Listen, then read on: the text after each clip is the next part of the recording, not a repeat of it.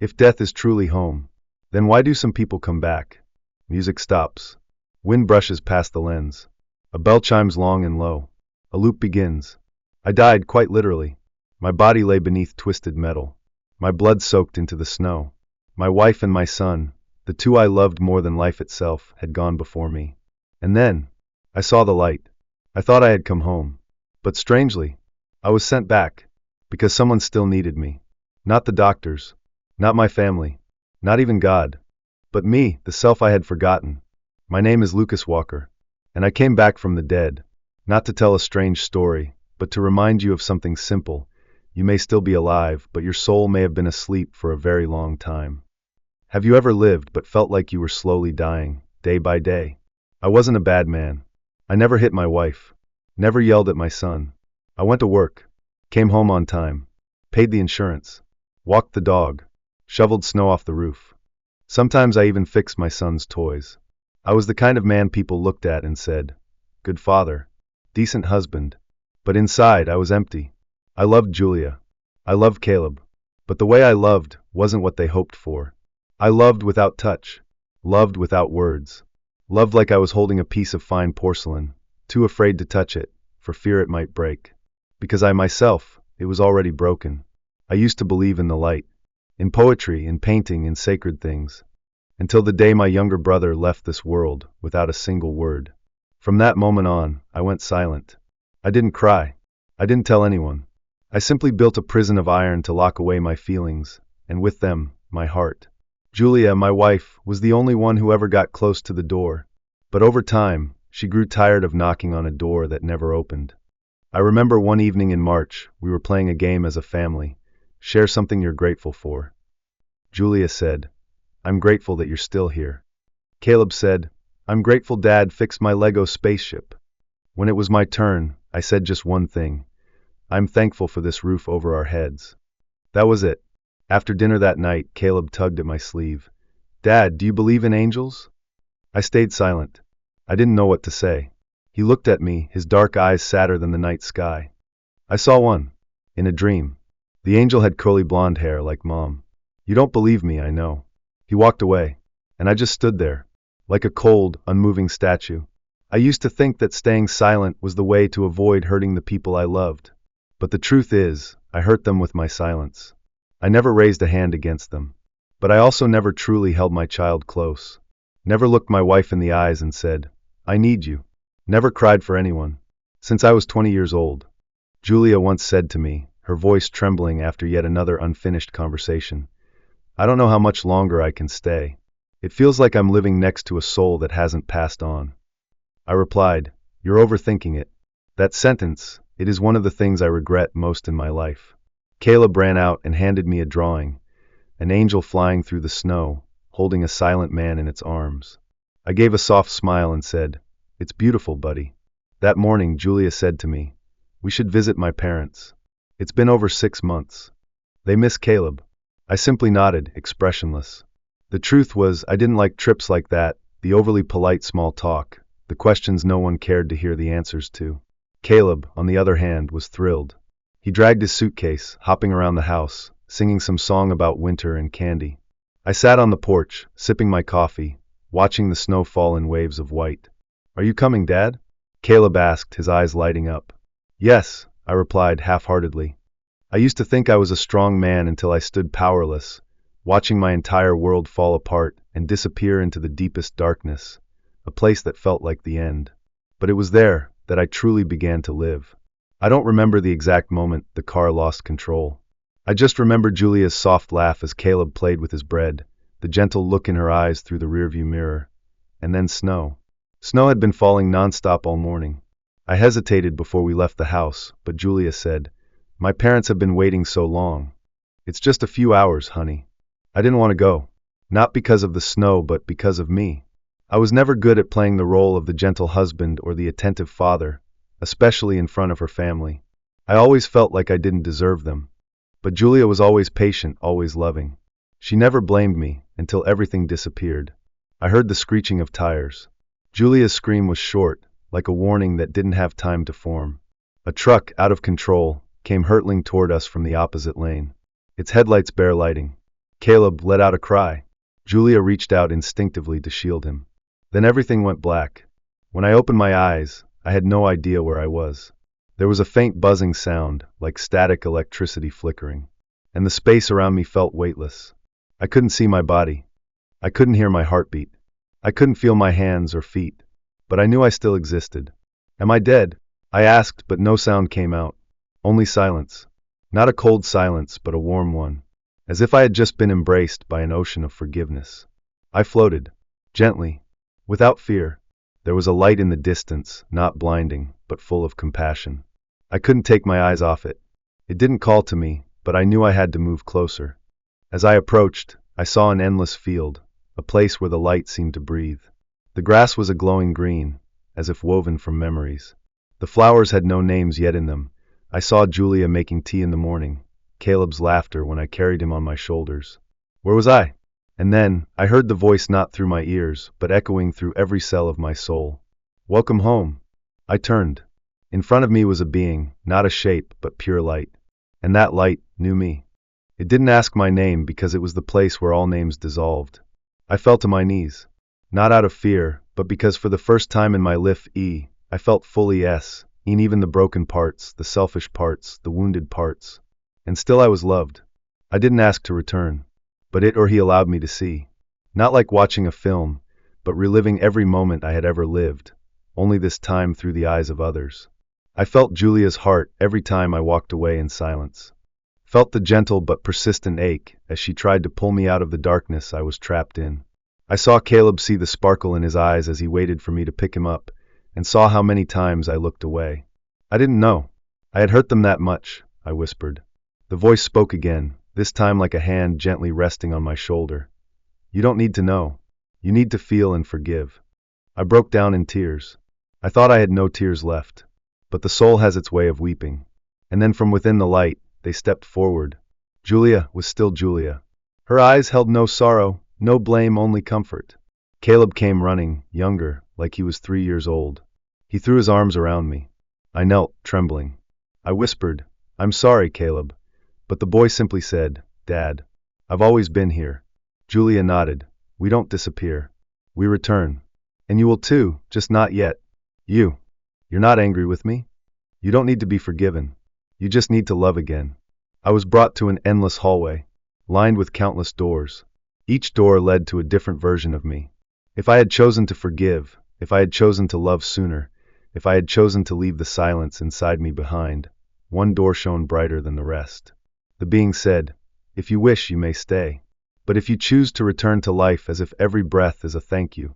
I looked at Julia and Caleb. I didn't want to leave them again. Not ever. But then Caleb whispered, Dad, you still have something to do. Julia took my hand and placed it over her heart. A beam of light passed through me, and I fell. I jolted awake to the sound of the ventilator. My body was burning, broken, in excruciating pain, but I was alive. A nurse screamed. Doctors rushed in. Someone shouted, We've got a pulse. But inside me there was only one sentence echoing, No mistake is greater than love. I died, but not to leave, to return. They call me a survivor, but I'm no longer the man I used to be. I'm a soul that learned how to love, from the place where I once died. They said I had been in a coma for over 7 days. The doctors said there was no chance. But then, I woke up. I didn't scream. I didn't ask where my wife and son were. I just lay still, and cried, not from grief, but because I had come back, and for the first time in my life, I knew I had been given another chance. The first days, my body could barely move. My lower half was wrapped in bandages. My left arm was in a cast. Every breath sent sharp pain through my chest, but no physical pain. Was it ever as terrifying as the emptiness inside me? Each night, I heard Caleb's laughter in my dreams. Each morning, I reached for Julia beside me. No one was there. Only the 4 machine beeping. Beep, beep. I started keeping a journal even though I had to relearn how to write with my right hand. Not to remember, but to survive. My dear Julia, you once said I was better at being silent than saying, I love you. Now, there's no one left to love but this pain. But I won't let it destroy me because you and Caleb chose to forgive me. I will live as a way to repay that grace. After 1 month, I began physical therapy. That first step felt like stepping on a blade, but I took it anyway. Not to get somewhere, but to move toward a new version of myself, the man Julia once saw buried deep inside me.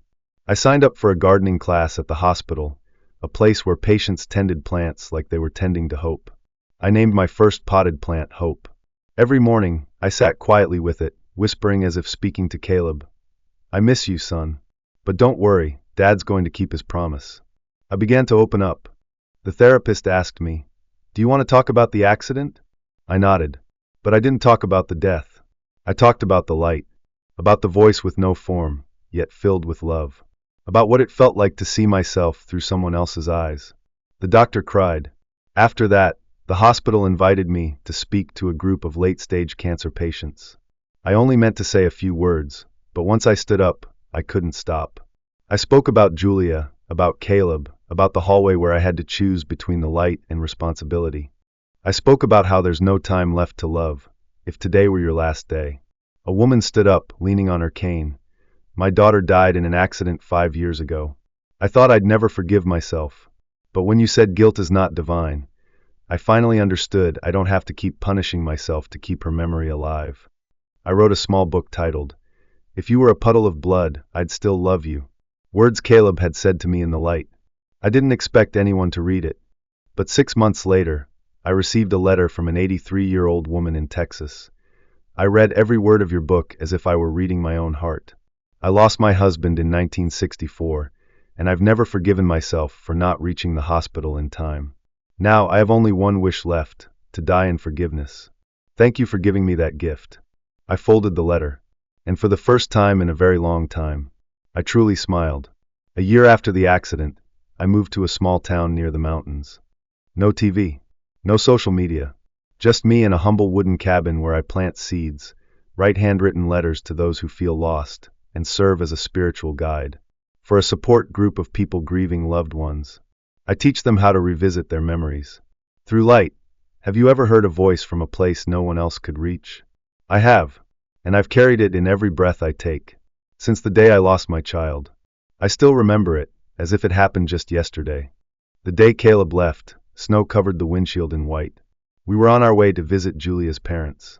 Julia, my wife, turned to smile as she adjusted Caleb's scarf.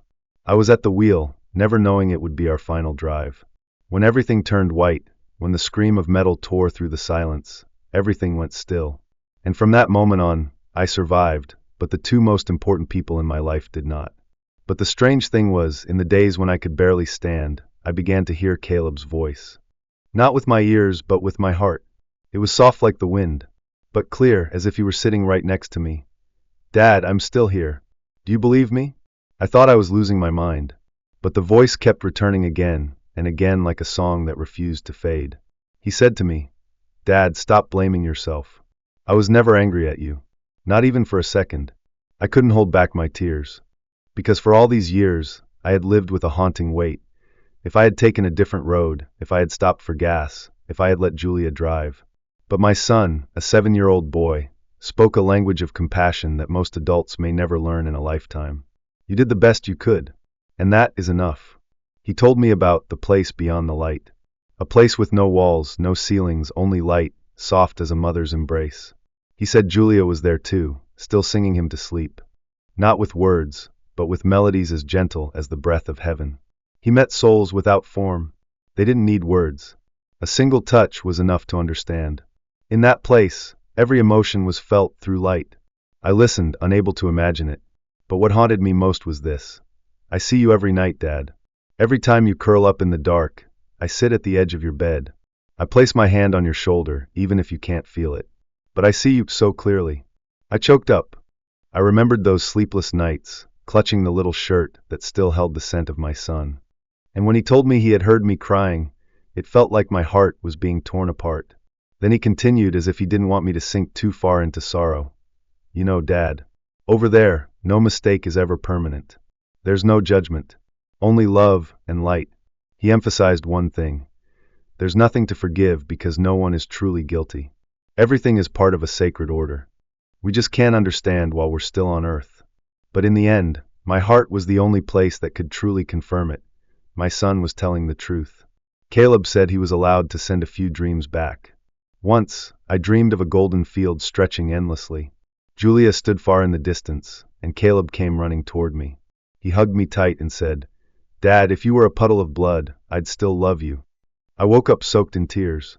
But from that moment on, something in me began to change. I started looking at the sunlight a little longer. I listened to the birds as if hearing them for the very first time. And I began to write my son's story so that others, too, might find healing, just as I did.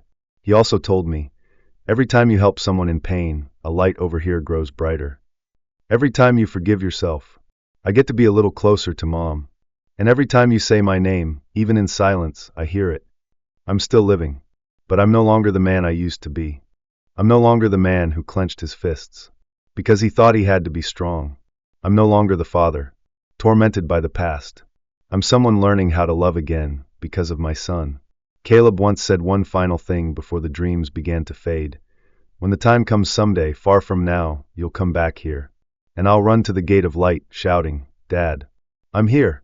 Then I'll hug you tight and say, 'I've always been proud to be your son.'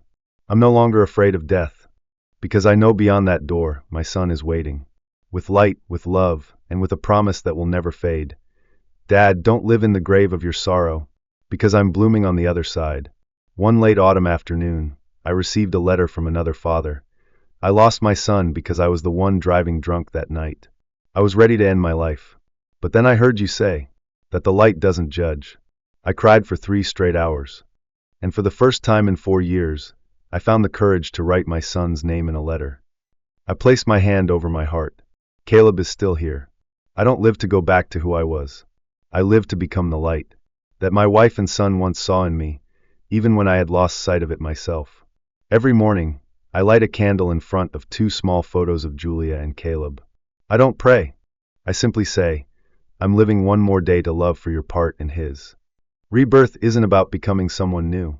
It's about remembering who you've always been and choosing to live as that person, every day with your whole heart. The most painful thing isn't losing someone you love. It's realizing you could have loved them more. I used to think that rebirth was a magical moment like in the movies, when the light bursts through and all the wounds suddenly heal. But the truth is, rebirth is a daily battle. It's choosing love over resentment. It's choosing to live instead of merely existing. 3 years after the accident, I still haven't had a full night's sleep. But I no longer run from it. Every time the old dreams return, I write them down. Not as a victim, but as someone chosen to tell the story of the light. I attend near-death experience conferences across the U.S. I'm not a famous speaker, but I am a living witness. They invite me because I dare to tell the truth. About mistakes that can't be undone. About the cost of silence. About the power of forgiveness. A middle-aged man once shook my hand after a talk in Seattle. His eyes were red with tears. "I haven't cried since I was 19. Today, I cried because you dared to hurt me all the way through. And I realized I need to learn how to do that too." I live near a nature preserve. Every morning, I walk the trail through the woods, where the fallen leaves feel like a carpet of time. One autumn morning, I saw a little girl sitting alone on a stone bench, her head bowed. I quietly sat down beside her, saying nothing. After a while, she spoke. "Do you believe my mom is still here?" I didn't answer right away. Instead, I reached into my coat pocket and pulled out a small piece of paper, a quote from Caleb that I always carry with me. "If you were a puddle of blood, I'd still love you." I handed it to the little girl. Her eyes widened. After a moment, she nodded. She didn't say anything else. But as she stood up to leave, she whispered, "That's what my mom would say too, if she saw me sad. Thank you." I often receive handwritten letters and emails from all over. A 62-year-old man once wrote, "I lost my wife in a motorcycle accident. We fought before she left the house. I never got to say I'm sorry. Reading your story felt like talking to a version of myself from the past. Now I'm learning to write to her every day, even if it's just in my journal. Thank you for surviving. For people like me who didn't." A college student from the Philippines once emailed me, "I once planned to end my life after my mom passed away. But when I listened to your podcast, I felt like my mom was still watching me, learning how to live. I'm no longer afraid of the future." The last person I ever expected to show up did. My father, the man who walked out on our family when I was 8. I once swore I would never forgive him. But there he was, sitting in the very last row of a workshop, head bowed. I didn't notice him until I was nearly finished speaking. In that moment, I stopped and looked straight at the back row. Sometimes, the person who hurt us the most, it is the one who teaches us the final lesson about unconditional love. After that event, we met at a small cafe near my home. We didn't talk about the past. We just asked each other, "Did you see the light?" "Yes. And I wish I had walked toward it much sooner." I nodded. There was nothing more to say. It was simply enough. I used to think happiness was about returning when everything goes back to how it used to be. Now I understand. Happiness is being able to move forward, carrying wounds that have been healed. I'm no longer afraid of loneliness, because I know I've never truly been alone. Julia is still here. In the way I arrange flowers, in the soup I cook, the one she used to love. Caleb is still here, in the sound of children laughing outside the schoolyard. And the presence that's always there, whenever I long to return to the light. Even for just a moment. I'm 65 years old. I was invited to speak at a large auditorium in Boston. As I walked onto the stage, I knew this might be my last time. I looked out at thousands of faces, waiting to hear something profound. But I simply said, "You don't have to die to realize you've made mistakes. You just have to be brave enough to live to redeem every moment you once missed. Love with your whole heart today. Because if tomorrow never comes, at least you will have loved the right way." And I stepped off the stage. No music, no lights. Only the sound of applause echoed for a very long time. If you're reading these final lines, I want you to know, you are not broken. You are not too late. You are not being punished. You're simply being called. Back to yourself. Don't rush to move on. Sit still. Listen to your heart and begin with one simple question. If today were my last day, how would I love? Then live by that answer. Share your story in the comments below. If you've ever had a near-death experience, lost someone you loved, or walked through a dark season, your story could be the light someone else is waiting for. Follow this channel to continue the healing journey one step at a time, with honesty and love.